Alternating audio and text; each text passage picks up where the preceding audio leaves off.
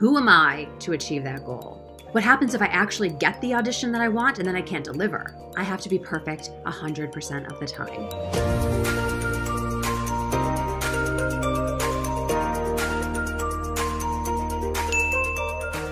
Hey, it's Jodie Bentley. So today I have other questions for you. So I have to ask, have you ever said, who am I to achieve that goal? Or what happens if I actually get the audition that I want and then I can't deliver? Or maybe, yeah, sure, I've had some success, I've been lucky. Or I have to be perfect 100% of the time. So if you can say yes to any of those phrases, well then look out, because the imposter is in town. So what does that mean? Sometimes you feel like a fraud, like you'll be found out, that you don't really deserve the success that you've worked so hard to achieve. And when that imposter syndrome kicks in, and oh my God, I have felt this one, we feel not good enough and we feel not worthy. And this can be so exhausting because you're constantly in a state of proving your worth, and the successes you do have are just drained of joy. But here's what I want you to know.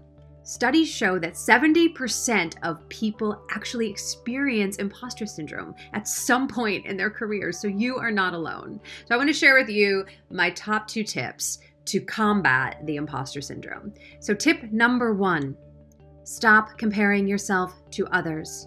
And look, I know that this is easier said than done, right? But we feel like a fraud sometimes because all we see is the successes of other people and we make them bigger than our own. Right? So we get that whole of like, oh, I don't belong here with them. Look at their success. It's so much bigger than my success. That whole compare and despair thing starts to happen. But you, my friend, get to become acutely aware of your successes.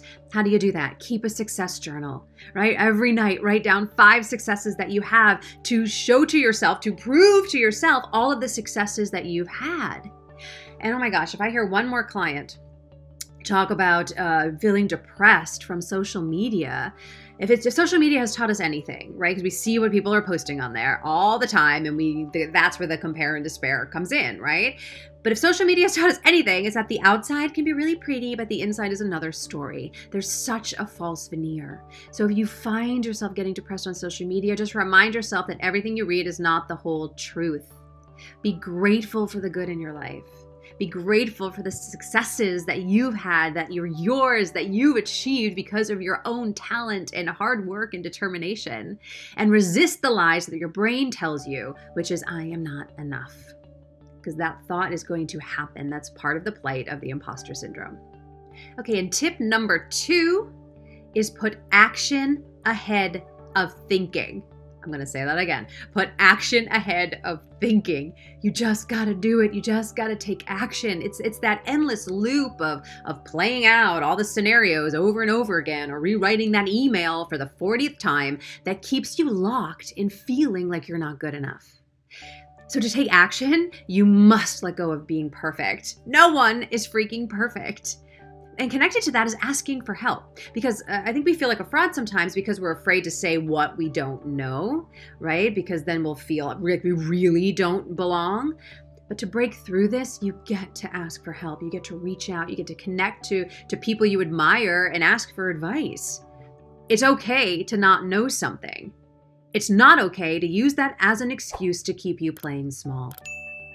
Because you, my friend, get to surrender to the fact that no one belongs here more than you. And you not only belong there, but that success you desire, you deserve to have it.